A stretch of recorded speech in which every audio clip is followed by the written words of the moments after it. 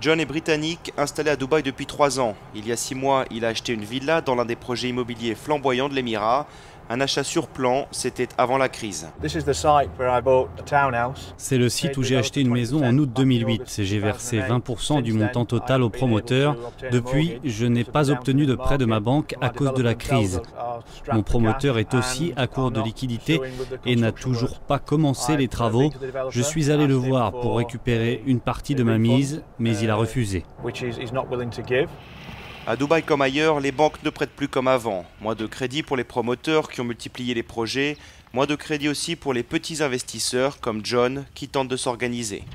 À cause de la situation dans laquelle je me retrouve, je suis allé faire un tour sur le web et j'ai découvert que beaucoup de gens étaient comme moi. Nous avons créé un forum d'investisseurs. L'un des résultats, c'est que nous avons adressé une pétition au gouvernement de Dubaï pour lui demander de nous aider.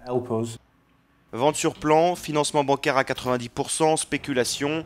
À Dubaï, l'immobilier a longtemps dopé une croissance à 2 chiffres que la crise internationale a stoppée. Le modèle ici, c'était récupérer l'argent au fur et à mesure de la construction, alors que dans d'autres économies, on construit d'abord et on récupère l'argent ensuite. Ici, les promoteurs n'ont jamais prévu le financement complet d'un projet pour le vendre ensuite une fois terminé. Aujourd'hui, le secteur de l'immobilier va mal. Reports et annulations de projets se multiplient. Daphné travaillait dans un cabinet d'architecture. Il y a eu 2 vagues de licenciements, une première en octobre et une seconde la semaine dernière. Donc aujourd'hui, la société se voit réduite de 30% de ses employés.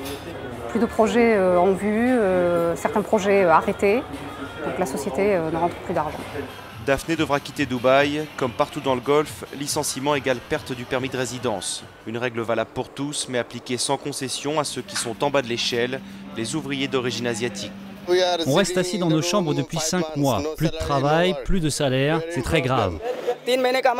Ma société ne m'a pas payé depuis 3 mois. Ils ont annulé mon permis de résidence. Ils ne m'ont rien donné. Même le billet d'avion, j'ai dû l'acheter moi-même. 1000 dirhams, 200 €. Ils m'ont donné mes papiers et je n'ai plus qu'à partir. Col blanc ou col bleu, pour garder son travail, mieux vaut aujourd'hui travailler pour une société impliquée dans l'un des projets du gouvernement, immobilier ou infrastructure. Pas de chiffres officiels, mais à Dubaï, licenciements et départs définitifs sont désormais quotidiens. La crise, elle, ne serait que passagère.